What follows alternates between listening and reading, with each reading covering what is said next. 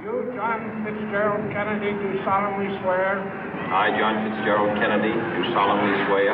That you will faithfully execute the office of President of the United States. That I will faithfully execute the office of President of the United States. And will, to the best of your ability. And will, to the best of my ability. Preserve, protect, and defend the Constitution of the United States. Preserve, protect, and defend the Constitution of the United States. So help you God. So help me God.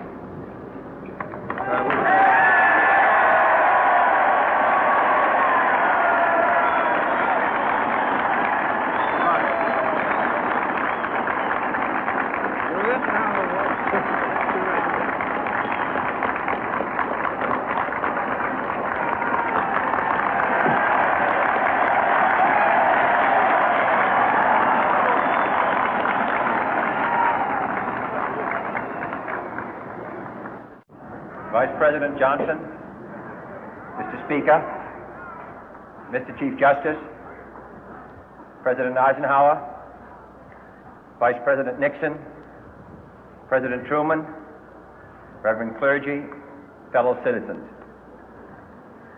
We observe today not a victory of party, but a celebration of freedom, symbolizing an end as well as a beginning, signifying renewal as well as change.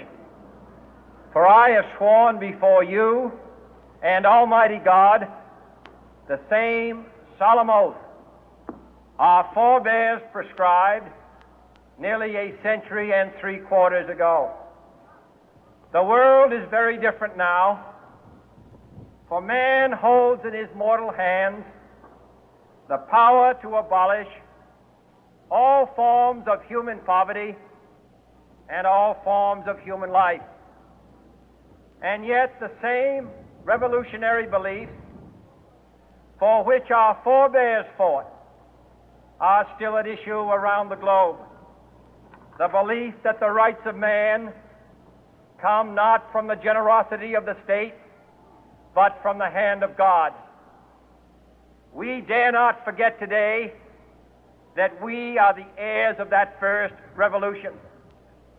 Let the word go forth from this time and place to friend and foe alike that the torch has been passed to a new generation of Americans born in this century, tempered by war, disciplined by a hard and bitter peace, proud of our ancient heritage, and unwilling to witness or permit the slow undoing of those human rights to which this nation has always been committed and to which we are committed today at home and around the world.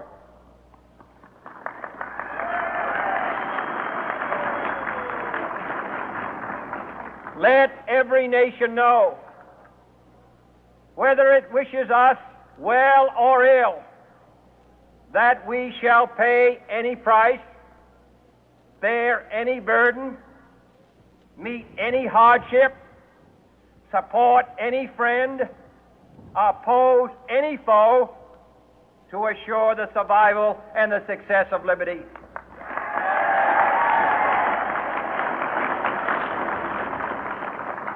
This much we pledge and more. To those old allies whose cultural and spiritual origins we share, we pledge the loyalty of faithful friends. United, there is little we cannot do in a host of cooperative ventures. Divided, there is little we can do, for we dare not meet a powerful challenge at odds and split asunder. To those new states whom we welcome to the ranks of the free, we pledge our word that one form of colonial control shall not have passed away, merely to be replaced by a far more iron tyranny. We shall not always expect to find them supporting our view, but we shall always hope to find them strongly supporting their own freedom, and to remember that in the past, those who foolishly sought power by riding the back of the tiger ended up inside.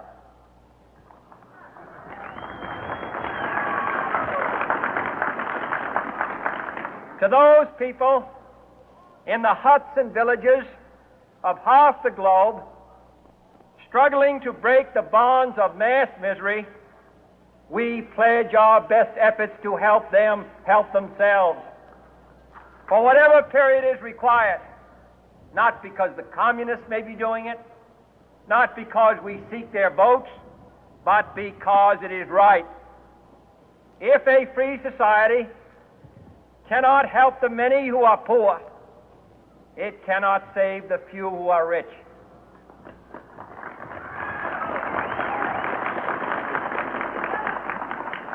To our sister republics south of our border, we offer a special pledge to convert our good words into good deeds, in a new alliance for progress, to assist free men and free governments in casting off the chains of poverty. But this peaceful revolution of hope cannot become the prey of hostile powers. Let all our neighbors know that we shall join with them to oppose aggression or subversion anywhere in the Americas. And let every other power know that this hemisphere intends to remain the master of its own house.